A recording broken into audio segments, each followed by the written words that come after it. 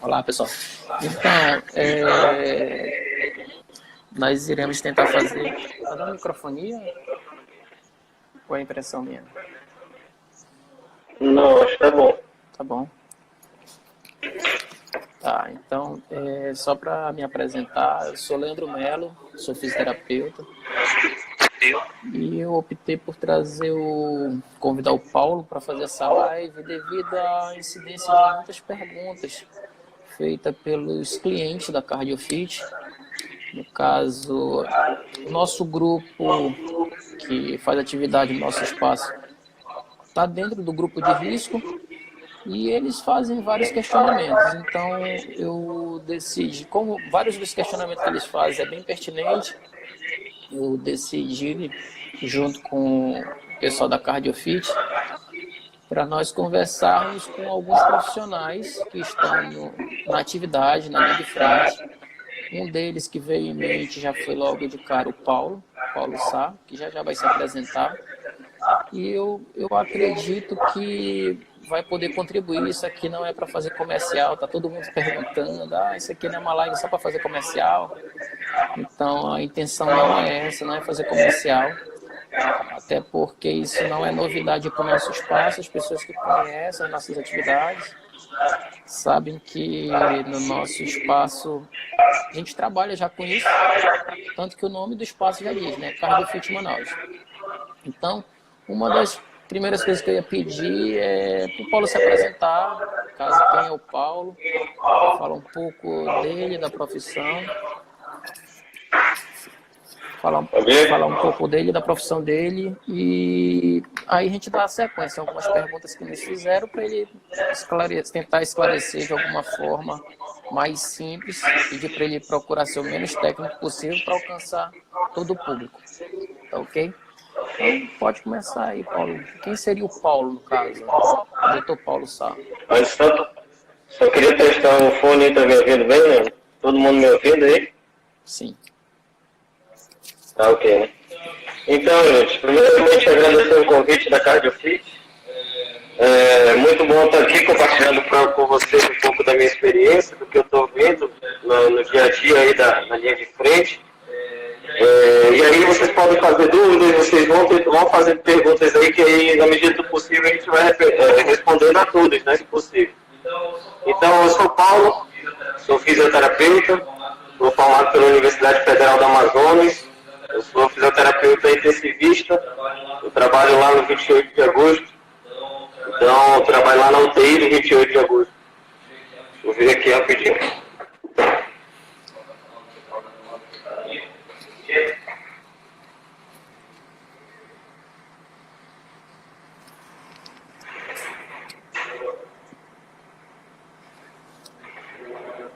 Ainda tá dando microfonia? Agora eu não tô te ouvindo.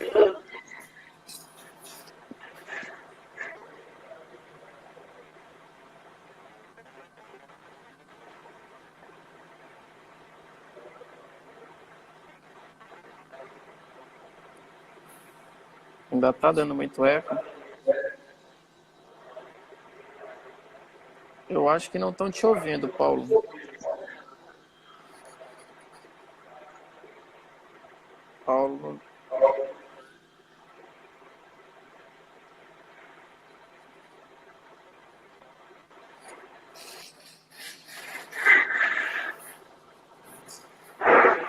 Verifica aí, Paulo. Tenta desativar o teu fone sem ele mesmo, então.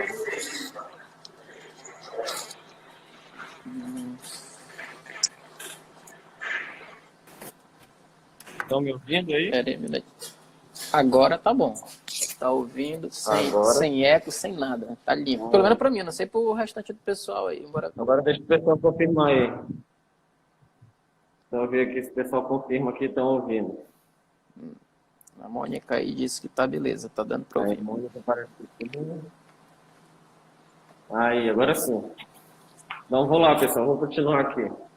Eu sou Paulo Sá, eu trabalho lá na UTI do 28 de agosto, eu sou fisioterapeuta intensivista, e nesse período agora da pandemia, do grande caos que está se instalando, eu estou também dando plantão em outras unidade de terapia intensiva daqui de Manaus.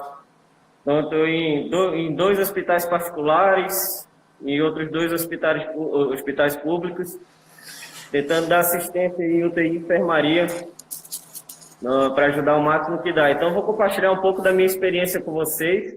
Vocês podem perguntar à vontade aí, que a gente vai tentar anotar todas as perguntas e responder para vocês na medida do possível. O Leandro aí já recebeu, né, desde quando a gente anunciou a live para cá, o Leandro já recebeu bastante perguntas, né, Leandro? E Sim. aí ele que anotou aí, pode perguntar aí para mim.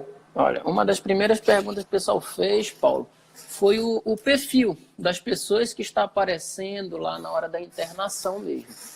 Tipo, o pessoal está querendo saber, algumas pessoas perguntaram, mas me diz aqui, qual é a faixa etária mais ou menos de idade que está acontecendo, que estão falando que está tendo muito jovenzinho. Outras perguntas perguntaram também quanto ao condicionamento físico, as questões das doenças pré-existentes, as que está tendo com maior frequência que está aparecendo, as maiores incidências de doenças pré-existentes também. Então, essa seria uma primeira pergunta. Qual o perfil dos pacientes que você tem encontrado aí no hospital atualmente? Então, uma pergunta muito interessante é sobre perfil, né? Porque a gente ouve muito falar que, idoso, né? Já ouve, o pessoal acho que já tem uma consciência do que seriam esses grupos de risco para aparecer sintomas mais graves da Covid-19 e também dos que estão se internando, né, nos hospitais. Respondendo bem objetivamente, o perfil que tem aparecido realmente são pessoas de idade mais avançada, tá? E mais avançada não significa 80, 90 anos, não. O avançado que tem aparecido aqui em Manaus é a partir dos 55, 60 anos, tem sido a maior população da entrada nos hospitais.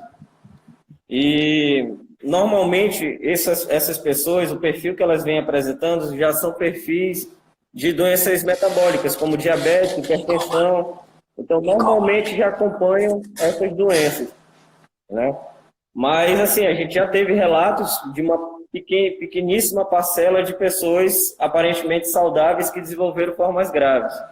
Normalmente, quem vai para o hospital é porque já aparece, já tem alguns sintomas mais graves. Alguns nem não são pacientes críticos, né? Mas a maioria é porque está sentindo uma falta de ar, um desconforto respiratório e vai para o hospital. Então, o perfil que tem aparecido para a gente é dessas pessoas de acima de 55, 60 anos que estão apresentando aí, que já apresentam um histórico de comorbidades. Então, por exemplo, a gente pega pacientes renais crônicos, dialíticos, hipertensos, diabéticos, problemas cardíacos, pessoas que já foram revascularizadas, por exemplo. Então, tem sido esse o nosso perfil que a gente tem visto lá nos hospitais. E me diz uma coisa, outra pergunta também que fizeram, Paulinho, para não ficar tão mecânico, depois a gente vai conversando um pouco mais. Mas bora direto nessas perguntas que eu tenho preocupação, que eu tenho assistido algumas lives, que às vezes as pessoas acabam que não concluem as perguntas que elas traçaram para fazer, e em algumas situações também não pegam nenhuma pergunta das pessoas que estão participando. Mas uma das coisas que eu queria lhe perguntar, que foi passada para mim, como essas pessoas que estão entrando no hospital estão evoluindo durante sua internação? Como é que normalmente funciona, como é que está acontecendo a questão da evolução dessas pessoas durante a internação? Então, pergunta boa também, como é que tem sido a evolução, né? Esperei confirmar que está todo mundo me ouvindo aí. Está me ouvindo, Leandro? Tô ouvindo bem. Pronto. Então, a evolução dessas pessoas tem sido, no geral, tem sido boa. Apesar de que a gente ouve falar de muitas mortes e tudo mais, porém, a maior parte dessas pessoas está saindo bem do hospital, está se recuperando bem em casa, e muitas nem vão para o hospital, né? Mas aí, no geral, tem sido boas evoluções. A gente sabe que é uma pequena parcela que evolui para casos graves. Eu estava lendo estudos recentes agora, está cerca de 11,7% das pessoas que pegam Covid que adquirem a forma mais grave, né? Então, a maioria, a gente vê aí os outros 88,3% tem se recuperado bem, né? Esse bem que eu estou falando não quer dizer que está 100%, que não vai precisar de mais nada, mas tem saído vivo, com vida do hospital, que é o mais importante, né? Uma das coisas aqui que me perguntaram, se você sabe mais ou menos estimar a incidência das pessoas que estão indo para a UTI, a evolução.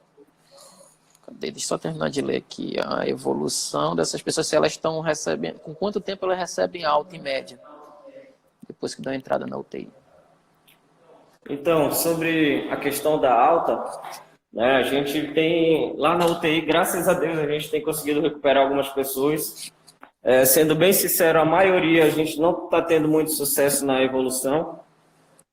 Por quê? Porque adquiriram as formas graves, muitos dos que estão indo a óbito já são idosos, já têm seus problemas antigos de cardiopatia, né, com problemas metabólicos. Isso torna o tratamento muito mais complicado, né? Então, na UTI a mortalidade ainda está alta. Os níveis mundiais de pesquisa aí dizem cerca de 50% de chance de óbito quando é entubado e vai parar na UTI, né? Mas, graças a Deus, aqui a gente tem conseguido recuperar bastante paciente, né? Mas no mundo todo, o índice tem sido bem alto. 50% é um índice muito alto, né? A gente praticamente joga na moeda e tenta tirar a sorte. Depende muito das condições pré-existentes do paciente, então porque é muito difícil a gente tratar um paciente que já era renal crônico, vai precisar de diálise durante a internação, vai precisar de mais drogas vasoativas para tentar manter ali o coração batendo, a pressão lá no alto. Então, assim, é bem complicado quando o paciente já carrega toda essa carga aí por trás, né, antes dele internar na UTI. Alguém mais quer? Eu estou andando aqui, gente, tá? Porque eu não estou ouvindo a pergunta do Leandro. Aí eu vou chegando aqui para ouvir e volto para lá. Não estou ouvindo o áudio, não. Cadê? Tem alguém aqui falando. O Tarcísio Queiroz. O pulmão que entra na fase grave se recupera totalmente ou fica com alguma limitação? Então, aí um salve aí para os Queiroz que estão acompanhando em peso a live. Né? Tarcísio, pergunta excelente, e essa pergunta é o ponto-chave aqui da live de hoje, que é justamente sobre isso que a gente quer falar. Então, normalmente vocês vão encontrar as pessoas com déficit da capacidade pulmonar depois da doença, né? Especialmente aquelas que ficaram internadas. Então, isso acontece principalmente por dois motivos, tá? Sendo bem didático aqui, eu vou dividir em dois motivos. O primeiro motivo é a própria lesão que a doença vai causar. Tá? A lesão pulmonar, lesão do parênquima pulmonar que a lesão vai causar. Ela vai causar uma perda da capacidade pulmonar. Isso aí já é atestado. Tá? Em cerca de 20% a 30% desses pacientes que evoluem de forma grave têm uma perda de capacidade pulmonar por causa da doença. Porém, a gente sabe que as pessoas que internam na UTI por diversos outros motivos, elas já têm também uma perda da capacidade pulmonar, porque só pela estadia delas na UTI. Porque quando a pessoa está na UTI, está restrita ao leito, né, ela já tem perdas funcionais, tanto funcionais gerais, quanto de perda de funcionalidade pulmonar. Então, a pessoa que fica internada, fica internada no hospital alguns dias, 7 dias, 10 dias aí, você pode ter certeza que ela terá perdas de repercussões pulmonares. E eu acho que depois eu vou falar específico sobre o tratamento da fisioterapia, mas aí respondendo objetivamente a pergunta do Tarcísio, a pessoa tem sim perdas pulmonares, vamos dizer assim, sem falar de uma linguagem muito técnica, né? Ela vai ter perda, ela vai ter uma sequela pulmonar. Mas isso a gente consegue ganhar de volta no tratamento, tá? Tratamento fisioterapêutico, farmacológico, toda a equipe que trabalha nisso. E aí depois eu entro um pouco mais em detalhe na parte da reabilitação da fisioterapia mesmo, que a gente vai falar também. Achou outra pergunta aí, Leandro? A Denilce, pode-se afirmar que as pessoas estão indo para o atendimento dos hospitais já em situação crítica? Então, já está sim em situação crítica. E não é só no hospital público, não é só no 28 de agosto, como a gente viu lá no programa do Cabrini. Infelizmente, todos os hospitais particulares também já se encontram, se não estão no limite, estão próximo do limite, tá? Por quê? Eu estou falando isso porque eu estou rodando em 2 hospitais particulares também, e eu me surpreendi, sinceramente. Eu tenho colegas que trabalham em outros hospitais particulares também, e eu estava até perguntando deles ontem sobre isso.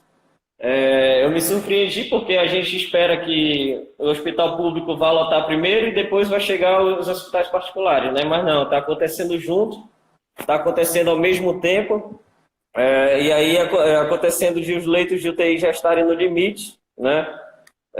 As salas de emergência já estão sendo feitas de salas de UTI. Eu cheguei a ver em um hospital a sala de tomografia virar um leito de UTI, para vocês terem uma noção, porque a sala de tomografia tem a régua, a aparelhagem lá. Então, nos hospitais estão internando aonde tem capacidade de botar um ventilador mecânico em um leito, eles já estão tentando abrir esses novos leitos de UTI. Né? E o hospital público, né, isso aí vocês viram, aí, vocês que acompanham na TV, viram como é que está a situação. Então, lá no 28 de agosto, a gente já tinha 40 leitos de UTI, né? Esses 40 leitos já se esgotaram já 2 semanas, só que, infelizmente, todo dia tem um óbito, né? Então, sempre está abrindo vaga, mas está funcionando no limite. A emergência do 28 de agosto está lotada também. Um dos andares do 28 já reservaram só para pacientes Covid. Metade enfermaria e agora metade estão abrindo novos leitos de UTI. Então, assim, sim, os hospitais já chegaram no seu limite, assim. Eles estão operando no limite. O cenário que a gente não quer que chegue é aquele cenário que realmente já não vai ter, vai chegar 10 pessoas precisando de assistência ventilatória e não vai ter nenhuma. Então, eu acho que esse já seria a gente ultrapassar o limite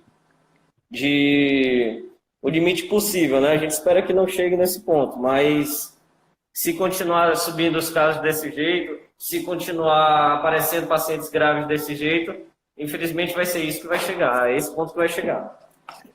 Uma das coisas aqui também que estão perguntando é sobre... Pegou alguma pergunta aí? Peguei. A Denilson novamente aqui. E os pacientes já chegam em situação avançada da doença, com o pulmão muito comprometido? Sabe informar isso aí? Então, o perfil desses pacientes que estão chegando lá, o modo que eles se apresentam está sendo bem variável. A gente está pegando gente que nem sentiu falta de ar ainda, mas é idoso, né? Tá gripado, está com muita tosse, está com febre e vai parar no hospital, né? Então, e passa a internação às vezes sem nem sentir uma falta de ar, mas a grande maioria, até redundante falar grande maioria, né? A maioria está internando com falta de ar. É a falta de ar que leva as pessoas a procurarem o hospital, né? Então, a maioria já chega desse jeito, assim, com falta de ar. E no exame da tomografia, que a gente consegue ver a extensão da lesão, essas pessoas já estão vindo com o pulmão bem comprometido, né? Então, no mundo ideal, a pessoa sentiu febre, sentiu os primeiros sintomas, já deveria procurar ajuda. E agora a instrução, agora não, desde quando começou, né, a instrução é de procurar o serviço de hospital, né, somente se sentir falta de ar. Porque se fosse atender todo mundo que sentiu febre e sintomas de gripe, não teria condições da gente atender, nem as pessoas que estão com sintomas mais leves, né. Mas a maioria das pessoas lá estão no quadro de falta de ar, tá, que é o principal. Então vai ao banheiro, sente falta de ar, sente cansaço, a saturação de oxigênio cai. Então, esse é o quadro que ele se apresenta. Muitos desses estão evoluindo e se recuperando de uma gripe, né? Assim, recuperando de uma gripe, estão ficando bons e vão para casa, graças a Deus. Mas essa pequena parcela que eu falei para vocês, que gira em torno de 11%, 11,7%, infelizmente evolui para casos graves. E aí a gente pensa assim, 11% que vira caso grave é até baixo, né? O problema é que 11% da população de Manaus inteira é muita coisa.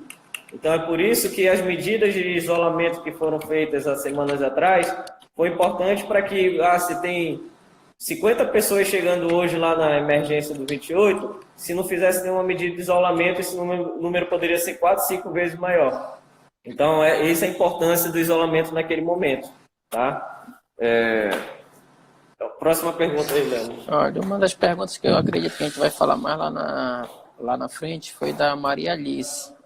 Ela perguntou, tem alguns exercícios respiratórios que as pessoas que estão orientadas a voltar para casa podem fazer para aliviar a falta de ar?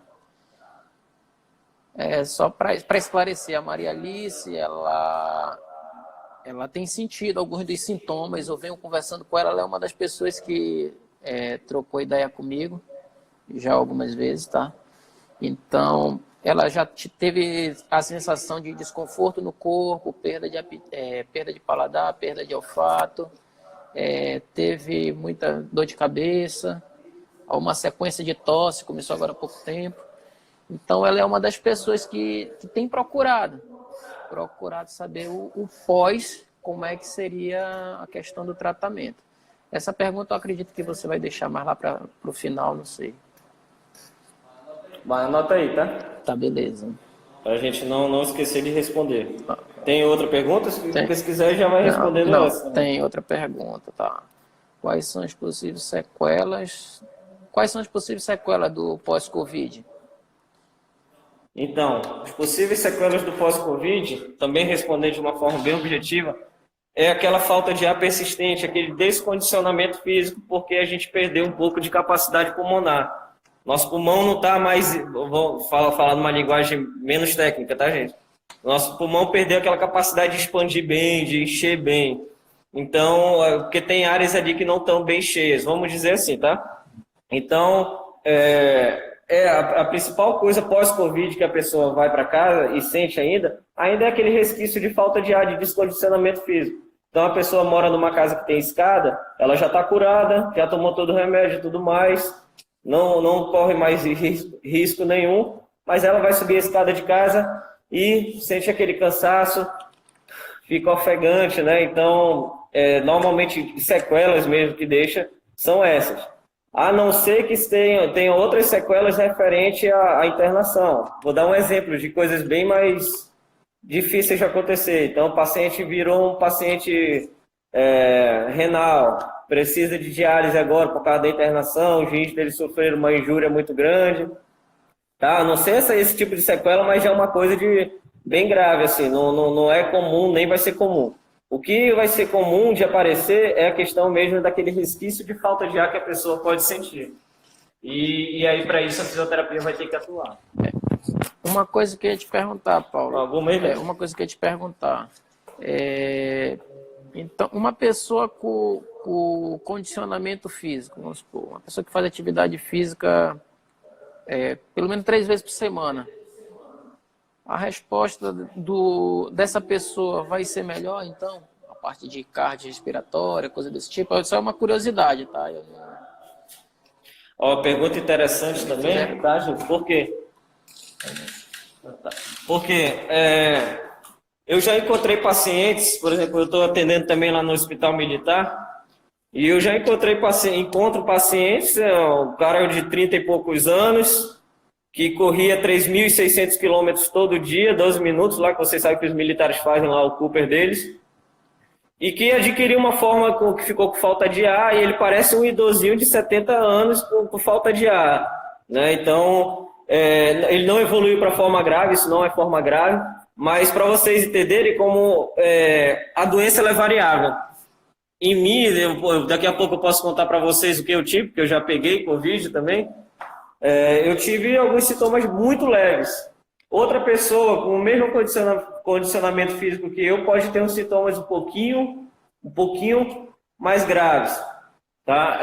Isso é variável. Então, de pessoa por pessoa, o estado imunológico da pessoa, a quantidade de carga viral que ela pegou. Então, muitas coisas influenciam no desenvolver desses sintomas, tá, gente? Então, não dá para a gente dar uma receita de bolo para saber como é que desenvolveu, o que você vai sentir depois, tá? Mas é bem variável os sintomas. A gente já ouviu relatos de pessoas novas que foram a óbito, infelizmente, né? Novas que eu digo 16 anos, 20 e poucos anos aí. Tem alguns estudos até para tentar explicar isso daí, não vou entrar nesse mérito, mas a gente sabe que os sintomas são variáveis. Então, não é simplesmente o fato de você ser bem condicionado ou não que vai determinar isso. Porém, Para todas as doenças isso serve, né? A gente sabe que se a gente manter hábitos saudáveis de vida, o condicionamento cardiovascular em dia, a saúde em dia, hipertensão, a pressão controlada, a diabetes controlada, né? Ou sem diabetes, que é o melhor, na verdade, né? Então a gente tende a ter sintomas menores, tá? Mas isso não é regra. A gente sabe que se a gente preparar nosso corpo, a gente tiver um condicionamento físico bom, uma saúde boa, a tendência é que a gente adoeça menos, e não só para o Covid, né? Para todas as doenças. A gente sabe que quanto melhor o nosso estado de saúde, melhor vai ser o preparo do nosso corpo para aguentar a doença, né? Tá, aqui o Severino, doutor Severino, que eu conheço, gente boníssima, é meu paciente, ele fez uma pergunta: nos hospitais particulares, já estão também com 100% de ocupação? Na verdade, ele sabe informar? 100% ainda não. Mas a gente está girando em torno de 98%. Isso aí saiu até no Globo.com, né? Cerca de 98% dos leitos ocupados. Como eu falei para vocês, infelizmente morre muita gente, né? Então todo dia está morrendo um, no mínimo, assim. E aí acaba que vaga leito, né? Mas já estamos operando bem próximo ao limite, porque 98% não é uma situação nada confortável. Leandro, rapidinho, eu vi aqui uma pergunta da Denilce, né? Ela falando aqui, eu já percebi aqui que tem muitos ex-alunos meus aqui, tem muitos acadêmicos, muitos fisioterapeutas, e aí já fizeram uma pergunta um pouco mais técnica, eu vou responder aqui. A Denilce perguntou aqui: sabemos que algumas pessoas, mesmo com saturação reduzida, muitas vezes não sentem falta de ar, né? Não sentem aquele desconforto respiratório. E como o oxímetro não é de comum acesso, como identificar essa hipoxemia leve? Então, gente, tem acontecido muito com pacientes COVID. Eu vejo muitos idosos também, principalmente, na verdade, essa tal da hipoxemia silenciosa. Não sei se vocês já ouviram falar esse termo. Então, às vezes é o paciente que não está com falta de ar nenhuma, tá? Ele está respirando bem e tudo mais, pode ter sentido febre, pode ter sentido algo, mas ele não apresenta falta de ar. E quando a gente bota o oxímetro é um aparelho que a gente bota no dedo para medir a saturação de oxigênio, a gente vê que essa saturação está baixa, ou seja, ele está oxigenando mal.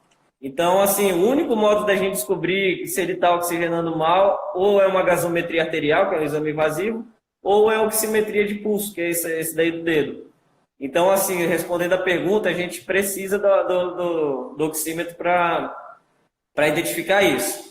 Outras formas de identificar já seriam sinais clínicos, que se o paciente apresentasse já estaria no estágio bem avançado, né? Por exemplo, a gente vê cianose, então os lábios, ao invés de ficar roxo, ao invés de ficar assim na cor rosada, né, tão roxo, a unha já está roxa porque está oxigenando mal. Mas normalmente, para apresentar esses sinais clínicos, o paciente já vai estar no estágio bem avançado de hipoxemia. Agora, de forma fácil para a gente identificar aí essa hipoxemia, só com oximetria de pulso, tá, gente? Uma pergunta aqui. Não dá para ler todos aqui, tá, gente? Uma pergunta aqui do Genilson. Mas aí o Leandro vai estar pescando algumas, ele vai perguntar. Uma pergunta aqui do Genilson. Genilson Freitas, lá da Denso. Quando devemos nos preocupar quanto à falta de ar? Sintomas leves, já deve ir ao hospital? Então, os sintomas leves que a gente considera é só tosse, é dor de garganta, dor de cabeça, isso são sintomas leves. Se você está sentindo falta de ar, né, e aí essa falta de ar, vou dar exemplos aqui, é quando você levanta e vai andar para ir ao banheiro, por exemplo, vai lá na cozinha e aí você percebe que você está ficando ofegante, o ideal é que se chegou nesse ponto de falta de ar, você já procure atendimento médico, tá? Então, aí a gente tem lá o hospital do 28 de agosto, a gente tem várias tendas de triagem, tá? Alguns hospitais, inclusive alguns hospitais particulares estão fazendo triagem gratuita. Não sei dizer quais hospitais, mas tem. Então, assim, você tem que procurar a triagem, tá? Para verificar a oximetria, verificar sua pressão, seu estado, seus sinais vitais, e aí eles vão lhe indicar o que você tem que fazer, tá, gente? E lembrando assim, tá? Antes que alguém fique meio triste aí nos comentários, né, insatisfeito, isso que eu estou passando são informações oficiais do que deveria ser. Eu sei que está muito grande a procura, às vezes o atendimento não é o que a gente gostaria lá na triagem, mas é isso que se deve fazer. Se você sentiu esses sintomas, especialmente de falta de ar, você deveria ir lá procurar já o atendimento para ser triado, tá? Rapidinho, Leandro, viu uma outra pergunta aqui, Tá valendo da Gil Montefusco, que ela perguntou como fica o atendimento na UTI para pacientes acometidos por outras doenças. Então, perguntaram também já sobre a questão da superlotação, né? O quanto está aí de ocupação. Então, infelizmente, gente, se está chegando gente infartada, gente renal crônico dialítico que descompensou, ou gente com cetoacidose diabética porque está descontrolada a diabetes dele, infelizmente, hoje, essa pessoa vai ficar no mesmo lugar do que os pacientes COVID, na mesma UTI. O que tem sido feito, por exemplo, os pacientes lá na UTI do 28 de agosto que não estavam com COVID, a partir do momento que começou a chegar os COVID lá no 28 de agosto, esses pacientes foram transferidos para outras UTIs que não estão recebendo ainda pacientes COVID-19.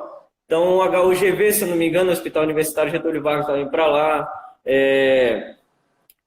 Quem mais? Adriano Jorge, eu acredito. Eu acho que tem até a fisioterapeuta de lá, a Dayana. Ela tá recebendo pacientes COVID também, mas se eu não me engano, lá tinham sido encaminhados alguns pacientes que ainda não era COVID. Mas, assim, está tendo atendimento para esse paciente. Então, é uma péssima hora para ter um AVC, é uma péssima hora para infartar. Lógico que nunca tem hora boa, né? Mas, se vier acontecer, você vai ser atendido nas emergências. O problema é toda a loucura que está a superlotação dos hospitais, né? Então, é importante não ter o isolamento nesse momento aí que a gente está, inclusive porque parou de chegar gente esfaqueada, parou de chegar gente com vítima de ferimento de arma de fogo, acidente de trânsito diminuiu. Então, assim, aí está deixando de lotar mais as UTIs, né? Então, a gente teme também que quando voltar tudo ao normal, no sentido do dia a dia, né, do isolamento, chegar lá e aumentar esses números de outras doenças, vamos dizer assim, outros acontecimentos e precisar de UTI superlotar. Tem alguma pergunta aí, tem uma Leandro? pergunta aqui, lá da família Regi. Vamos lá. Acredito que seja a Gleice aqui. Estão tendo sucesso no desmame de asmático, DPOC? E como estão os casos desse público? Então, essas pessoas que têm esses acometimentos respiratórios eles são considerados grupos de risco. Asma, gente, para ser bem sincero, eu não tenho visto paciente asmático controlado, paciente que já toma medicação e tudo mais. Eu não tenho visto internar só por ser asmático, tá? Agora, o paciente DPOC, por exemplo, eu vi alguns e normalmente não é só o DPOC que está acontecendo com aquela pessoa, né?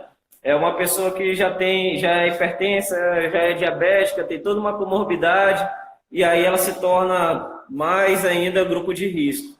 Mas, assim, tem sido difícil o desmame de todos os pacientes COVID.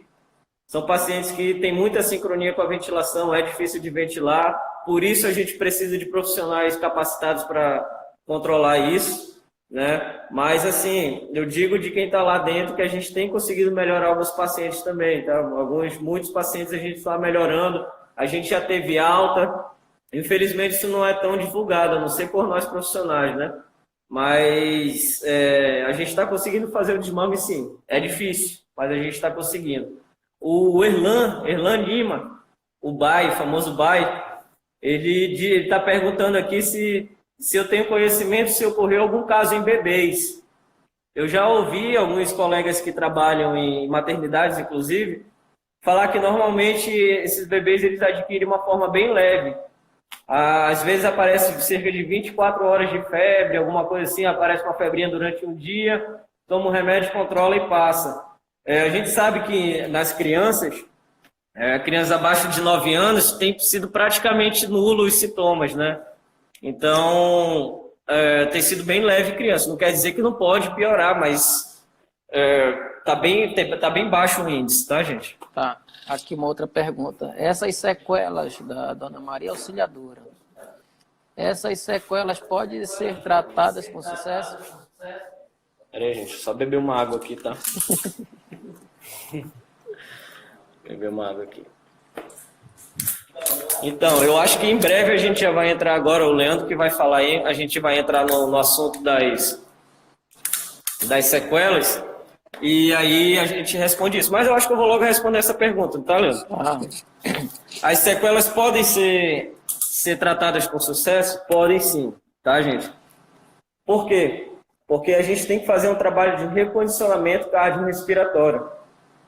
E esses pacientes, eles se beneficiam desse tipo de tratamento, recondicionamento cardiorrespiratório, que inicialmente, logo pós-alta, ele vai ser feito com a gente da fisioterapia, para monitorização intensiva, durante o exercício e tudo mais. E em um curto espaço de tempo, a médio prazo, já vai ser liberado para as atividades do profissional de educação física, que são extremamente importantes nessa reabilitação deles, tá? Mas aí consegue voltar às atividades funcionais normais, tá? E quem sabe ficar até melhor do que era antes da doença. Agora sim, gente, é importante salientar que a gente ainda está numa fase que a gente está saindo de um grande surto nos hospitais, um grande caos nos hospitais, muita gente internada. Então, a gente ainda não se beneficia de tantos estudos comprovando, como é que eu posso dizer, mostrando qual é o melhor tratamento, como é que tem que ser feito e tudo mais. Porém, na ausência de comprovações científicas específicas para a COVID, a gente pega a referência do que a gente já tem para outros surtos. Então, a gente já tem estudos, a gente já tem protocolos de reabilitação para outras doenças cardiovasculares, para doenças cardiorrespiratórias. Então, tudo indica que esse mesmo tratamento, esse recondicionamento cardiorrespiratório vai dar certo com o COVID. Só lembrando, gente, que o COVID, entendam o que eu vou falar aqui, tá? O COVID não é nenhum bicho de 7 cabeças, ele não é nenhuma grande novidade. No sentido de tratamento, ele não deixa de ser uma infecção viral, como é o influenza, como é o H1N1, né? Então, a gente já sabe, a gente já trata essas doenças desde sempre, né? O problema é que o Covid veio com uma coisa a mais, uma coisa a menos, que tornou os pacientes mais graves, tá, gente? Então, tem uma pergunta aí, né? Tem uma aqui, essa é da Jeane, e outras pessoas fizeram essa mesma pergunta. Esse cansaço pós-Covid fica até quanto tempo? Você sabe dizer se permanece por muito tempo? Então, gente, isso aí é relativo, porém, ele não vai passar completamente nunca se você não fizer um recondicionamento físico, tá? Então, assim, a fisioterapia, ela vai ter que ser feita, ela não vai ser aquela fisioterapia clássica de botar você para agachar numa bola suíça, aquela fisioterapia de você fazer exercício levantando os braços e puxando o ar. Não é esse o tratamento, tá, gente? O tratamento para esse recondicionamento cardiorrespiratório são exercícios aeróbicos. Exercícios aeróbicos, aí eu já falo, não é exercício aeróbico que você vai pegar no aplicativo, nem pegar no YouTube e fazer em casa. Esses exercícios aeróbicos serão individualizados, tá bom? De acordo com a sua frequência cardíaca, sua pressão arterial, sua saturação de oxigênio, coisas que serão medidas no primeiro momento por nós, tá? Fisioterapeutas. E junto com os profissionais de educação física, prescrever um treino ideal para você e você fazer um condicionamento cardiorrespiratório, condicionamento através de exercícios aeróbicos, tá, gente? Então, esse é o tratamento da fisioterapia, esse é o X da questão. E você tem que saber fazer isso, né? Porque não é, como eu falei aqui, não é só você pegar uma sequência de exercícios no YouTube e tentar reproduzir. Você não sabe se seu corpo está capacitado, se seu pulmão, seu coração aguenta esse exercício, se suas articulações aguentam esse exercício. Então, tudo tem que ser feito de forma individualizada. É extremamente importante isso, tá, gente? Outra coisa aqui, tem uma... Ele fez uma afirmação, mas eu acho que seria uma pergunta. Diego de Jesus Militão. Doutor, quando tiver falta de ar, deitar de barriga para baixo, melhora? Importante, gente, porque muita gente pode ter pensado que essa pergunta dele era coisa de achismo, né? Coisa popular aí, mas não. Tem um fundamento para isso. Deitar de barriga para baixo melhora sim. Inclusive, na ausência de recursos fisioterapêuticos, de recursos tecnológicos numa enfermaria, essa posição prono, como disse a Denilce aí, essa posição prono, que é de barriga para baixo, é o nome, tá, gente? Ela é extremamente benéfica para a oxigenação. Então, a gente já bota o paciente de barriga para baixo, até pacientes graves, até pacientes entubados, até pacientes com drogas vasoativas, então relativamente instáveis. Na UTI a gente faz isso. Então é bom, se você está com falta de ar, já foi atestado que está com Covid, tem lá na sua tomografia a parte assim de trás do pulmão, normalmente é a parte de trás do pulmão que fica lesionada. E aí quando você deita de barriga para baixo, você oxigena outras áreas do pulmão, tá? E aí é extremamente benéfico para a sua oxigenação. Então é um recurso sim que vocês podem fazer. Estou sentindo falta de ar, já estou me medicando, já procurei ajuda, né? Ajuda médica. Então deita de bruços, fica lá o máximo de tempo que conseguir, que aí você expande e oxigena outras áreas do pulmão, além das áreas aqui anteriores, tá? Do tórax. Então, essa pergunta foi ótima e realmente é uma coisa a se fazer em casa. Eu esqueci de falar uma coisa para aquela pergunta lá no início, sobre exercícios respiratórios em casa, tá, gente? Tem pouquíssima coisa que a gente pode fazer. Eu poderia dar receitas de bolo aqui de exercícios respiratórios de expansão e tudo mais, mas não tem nenhuma comprovação científica desse tipo de exercício. E não se sabe até que ponto isso pode ajudar ou atrapalhar a recuperação da doença. Então, assim, uma das poucas coisas que você pode fazer em casa é deitar de bruços mesmo, tá? Mas lembre sempre, tá, gente? Não estou falando aqui, se você está sentindo sintomas, para você deitar de bruços e pronto, esperar melhorar. Procure sempre atendimento médico, tá bom? Tá, tem uma pergunta aqui da Louise. Se uma pessoa teve Covid, está em isolamento social e em 7 dias sai desse isolamento, podemos correr o risco de adquirir o Covid por essa pessoa? Então, não sei se eu entendi bem a pergunta, mas assim, eu vou responder 2 coisas já em uma pergunta. Uma delas eu sei que é a que perguntou. Primeiro, depois do início dos sintomas, estima-se que até de 14 a 21 dias você pode transmitir a doença, tá? Normalmente, depois dos 14 dias você não transmite mais. Mas tem algumas poucas pessoas que transmitem até o 21º. Então, só para vocês saberem aí o quanto ficar em casa depois de adoecer. Não é à toa que, quando as pessoas estavam se afastando do trabalho por causa dos sintomas, estavam dando logo 14 dias de afastamento, né? Em média. Aí a outra pergunta... Espera aí, rapidinho. Lê aí de novo, Leandro, que eu perdi alguma coisa da pergunta aí.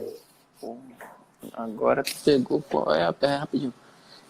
Dessa última da Luz, não, ela só queria saber, isso aí tu já respondeu. Os 7 dias, que uma pessoa saiu do isolamento em 7 dias, mas beleza. Essa daí já foi contemplada. Aqui uma outra pergunta. O paciente pós-Covid precisa obrigatoriamente de reabilitação cardiorrespiratória? Pode comentar um pouco sobre isso? Então, gente, se precisa obrigatoriamente. Se você está sentindo uma limitação, né, porque não está conseguindo puxar o ar muito bem, está cansando fácil, você precisa, tá? Obrigatoriamente. Porém, gente, não esqueçam que a reabilitação cardiorrespiratória não é só para o Covid, não surgiu para o Covid apenas, tá? Então, a reabilitação cardiorrespiratória serve para gente que infartou e precisa recondicionar o corpo, até pessoas para controlar diabetes, controlar hipertensão, tá? Dependendo da complexidade do problema, pode ir direto numa academia com profissionais capacitados, que já pode fazer a reabilitação lá com eles. Só que sempre lembrando de procurar profissionais capacitados para isso. A CardioFit, eu não estou falando aqui para fazer propaganda, eu estou falando porque eu confio completamente nos profissionais de lá. Todos os profissionais de educação física que tem lá, eles monitorizam otimamente o paciente, então a gente tem confiança de que eles estarão sendo bem tratados. Aí agora, numa fase pós-Covid recente ainda, normalmente vai ficar com nós fisioterapeutas, tá? Junto com eles para prescrever o tratamento. Então é importante estarmos juntos aí, nessa luta, né? A pergunta do André o André Filgueira, grande André. Paulinho, qual a importância, peraí rapidinho que eu perdi, qual a importância do monitoramento do paciente pós-Covid? Existe o risco de sequelas permanentes na função pulmonar? Então, existe sim. Eu estava vendo um estudo agora recente de Hong Kong, lá em Hong Kong, lá com o paciente chinês, né? E aí, de 20% a 30% do paciente lá do estudo deles ficaram com sequelas pulmonares funcionais, né? Então, perda da função pulmonar. Então, é importante a gente fazer esse monitoramento. Esse monitoramento a gente vai fazendo durante a reabilitação, a gente vai fazendo através de testes específicos de capacidade pulmonar, tá? Que alguns exigem equipamentos específicos, outros não. Mas existe sim sequelas permanentes na função pulmonar. Por isso a importância. Aqui tem uma pergunta aqui da Denise. Alguma pergunta aí? Tem, da Denise. Temos visto a mídia destacar o tratamento com as tendas de VNI. Você teve experiência com esse tipo de abordagem terapêutica? Então vamos entrar em polêmica, né? Mas qual a sua opinião sobre ela, já que ele... Vamos entrar em polêmica, gente. Então... Sobre a questão das tendas de VNI, tá? Eu vou dar um parecer aqui, meu parecer pessoal, minha opinião pessoal. Independente de questões políticas e tudo mais, eu não vou nem citar isso, nem nada. A pergunta foi bem objetiva, quanto às tendas para fazer VNI. Tá?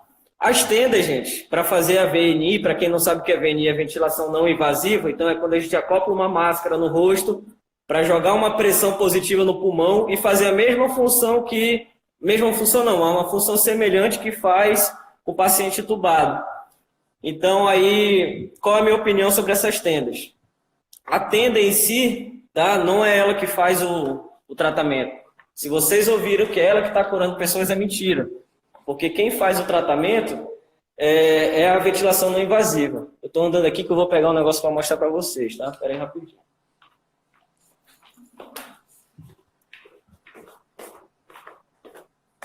Cadê minha bolsa? Só para mostrar aqui um negócio para vocês. Calma aí.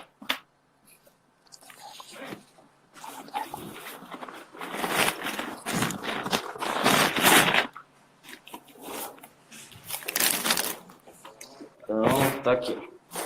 Então, voltando para a pergunta da ventilação não invasiva, né? Com a tenda. A questão da ventilação não invasiva, ela serve para tentar evitar que as pessoas não percam a função pulmonar de vez, né, durante a internação, e não precisem ir para esse objeto aqui, ó. Isso aqui é um tubo orotraqueal que vai lá na boca do paciente, vai parar lá no pulmão do paciente, e aí o paciente respira por aqui através do ventilador mecânico, tá? Então, para não chegar nesse momento, não a esse ponto, a gente tenta fazer ventilação não invasiva. A ventilação não invasiva não é uma garantia de sucesso, tá, gente? Não é uma coisa que pode fazer para todo paciente. Tem que ser para pacientes que ainda não se tornaram tão graves assim. E ela é uma ferramenta boa. Eu já utilizei, eu tenho trabalhado aí com... eu já tive a oportunidade de botar pacientes na tenda com a VNI. Eu observei melhoras de alguns pacientes. Outros pacientes não responderam ao tratamento, precisaram ser entubados, tá? E isso é normal da VNI, a ventilação não invasiva, ela não é garantia de sucesso, mas ela salva alguns pacientes. A questão de utilizar a tenda é para minimizar o contágio dos profissionais, acompanhantes, quem estiver pelo lado. Porque no momento que a gente utiliza a ventilação não invasiva, há dispersão de aerossóis com ar contaminado. Tá? E para minimizar isso, utiliza-se a tenda, que supostamente, não há comprovação científica disso, supostamente essa tenda impede a proliferação dos aerossóis. E aí essa tenda tem um exaustor que vai ficar reciclando esse ar e passando por um filtro. A minha opinião hoje, gente, minha opinião sincera hoje, é que se fosse eu, se fosse o Leandro, se fosse um colega meu, e eu já tenho feito isso com pacientes, eu acho uma alternativa válida para a gente tentar evitar que o paciente não consiga mais respirar, nem fazer troca gasosa, e a gente tente segurar esse paciente, tá? Mas é importante eu salientar, eu não posso ser irresponsável de fazer, que isso vai dar certo para todo mundo, que isso é o melhor tratamento para o Covid, não é, tá? O que vai matar o vírus, o que vai diminuir a carga viral do paciente é o medicamento, é o tratamento, tanto a nossa imunidade quanto o tratamento farmacológico. O que a VNI e a Tenda fazem é a gente tentar ganhar um tempo ventilando, oxigenando bem esse paciente. Então, a minha opinião é essa, tá? Sobre a Tenda. Vocês viram que eu não entrei no mérito político da coisa, nem empresarial, que não é essa a intenção aqui. Uma outra coisa aqui, a reabilitação, o que você recomenda para uma pessoa que recebeu alta hospitalar? Então, gente, depende de que ponto você saiu do hospital, tá? Se você saiu do hospital porque esteve acamado, esteve restrito ao leito, muita falta de ar, ficou, ainda sente, quando você está andando para ir para casa, está sentindo falta de ar, o que eu recomendo é que vocês façam a reabilitação cardiorrespiratória, através de exercícios aeróbicos monitorizados, tá? Procure um local adequado para fazer essa reabilitação e façam, tá bom? Se você saiu sem nenhum déficit, se você está conseguindo retomar sua vida, fazer sua corrida, por exemplo, eu fui uma pessoa que tive o Covid, eu fiquei 3 dias com dor de garganta, dor de cabeça, tosse, essa tosse aqui foi por causa minha garganta tá seca agora, tá? Então eu fiquei com tosse um pouquinho e recuperei bem. Na semana seguinte eu já estava correndo, já estava fazendo meu exercício, tudo normal, vida que segue. Não tive nenhuma perda, né? Eu acho, né, que isso aí é só através de exame específico da capacidade pulmonar. Mas eu estou em condições de continuar minha reabilitação, ou minha reabilitação não, meus exercícios físicos normais. Agora, se você sente o contrário, se você sente que você ainda ficou com resquício de cansaço, se você não se sente tão bem ainda, você precisa procurar essa ajuda profissional, tá, gente? Acho que eu esclareci aí a dúvida. Vou pegar água de novo aqui. Nós temos alguns clientes do espaço, do CardioFit, que eles tiveram Covid. No caso, eu tenho 3 situações de clientes que passaram por lá. Foi daí que a gente decidiu começar a fazer essas lives para tentar procurar orientar as pessoas e orientar os nossos amigos e pacientes do espaço. Mas, por exemplo, tem 3 casos que vêm em mente aqui para mim. Um deles é uma pessoa que tem mais idade, tipo, mais de 60 anos, e eu estava até preocupado com essa pessoa, e ela se saiu bem no final da história, né? Tem um que é acima do peso, obeso e hipertenso, também conseguiu passar, inclusive quando percebemos pelas características, eu comecei a ligar para o Paulo, entrei numa preocupação tremenda. E foi daí que eu comecei a trocar muita ideia com o Paulo a respeito disso, que eu estava preocupado com as reações dessas pessoas que são tidas como grupos especiais. E eu tive uma jovem que tem um corpo bom, não tem doenças pré-existentes, e foi a que mais me assustou. Como o Paulo disse, é de pessoa para pessoa. Tem gente que tem uma reação bem maior, também depende, eu acredito que depende do nível que a pessoa estava de imunidade também, né? E também a incidência, né? Vamos supor, uma pessoa que está todo tempo exposta no hospital, a carga viral é muito alta, né, Paulo? Então, quem está de linha de frente, mesmo estando com os EPIs, acaba que uma hora ou outra pode ser que vai e pegue. Não tem para onde correr. Então, essa é uma das coisas. Eu estou tentando conversar com uma dessas pessoas que tiveram e passaram um pouco de complicação, para elas virem tentar fazer uma live conosco, para falar da experiência, de como foi as passadas dos dias aí, durante esse processo. Então, realmente, falando sobre os profissionais da saúde, a gente sabe que a gente tem muitos profissionais, né? Falta de EPI. Até, para mim, o maior problema, eu que estou lá dentro todo dia, na minha opinião, que o maior problema não foi a falta de EPI, por incrível que pareça. O maior problema foi a falta de organização a nível né, de Secretaria de Saúde, essas coisas, porque lá no 28, antes de virem os EPIs específicos, a gente já estava internando lá na emergência, e aí, beleza, não é na UTI, é só na emergência, mas aí lá na emergência tem profissionais que transitam pela frente da emergência, então está exposta a aerossóis lá, enfim. E aí lá no 28 de agosto, tivemos 2 colegas que foram a óbito, tá? 2 técnicos de enfermagem, infelizmente foram a óbito com a doença. Não sei, eles não foram a óbito lá, eles foram no Hospital Delfino, então eu não sei se eles tinham doença, o que eles tinham, o que eles não tinham, mas enfim, foram 2 colegas que a gente perdeu, né? E então, realmente, as pessoas que estão nos hospitais, elas estão mais expostas. Eu vi alguém perguntando, gente, aqui também, sobre a questão se é possível pegar de novo e tudo mais. Então, o vírus, agora não é nada científico, tá? Eu ouvi conversa no hospital lá com alguns médicos que já existem cerca de 11 mil mutações do vírus. Não tomem isso como uma notícia ruim, quer dizer que o vírus está virando um X-Men agora e vai estar forte, né? Não é isso. Infelizmente, essas mutações do vírus, normalmente ele perde força, tá? É possível contagiar novamente? É possível. Normalmente, a gente pegaria uma versão não, mas teria sintomas mais leves que a primeira, porque o nosso corpo já tem imunidade. Então, pode até ser que a gente tenha uma janela de imunidade ali baixa e a gente tenha uma nova infecção. Mas normalmente, tá, gente? Normalmente ela viria mais baixa. Agora, é sempre cuidar da saúde, é sempre manter nosso sistema respiratório, cardiorrespiratório bem preparado para que a gente esteja preparado, né? Imagina por que idosos normalmente são mais afetados. Porque já tem todo o sistema cardiorrespiratório, cardiovascular, cardiorrespiratório já deprimido, né? Por causa da idade, por causa do nível de sedentarismo e tudo mais. E aí, muitas vezes, o coronavírus chegou como a cereja do bolo, né? Se aproveitou, ele não deixa de ser um vírus oportunista. Paulinho, só para fechar aqui, que ele está falando aqui, está faltando 50 segundos para acabar. Para deixar considerações e orientações para espectadores que já tiveram ou que conhecem alguém que tem.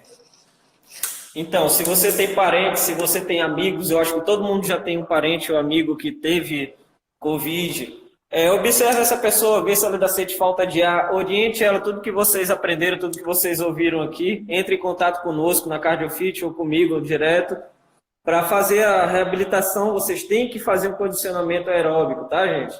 Então, tem que manter o corpo preparado. A gente nunca sabe se vai haver, Deus o livre, né? Um novo vírus por aí. Então, a gente tem que manter o nosso corpo preparado para que a gente não sofra tanto. Tá bom, gente? Então, busquem tratamento. Se você está sentindo sintomas, não fique perguntando pelo Instagram. Vá ao médico para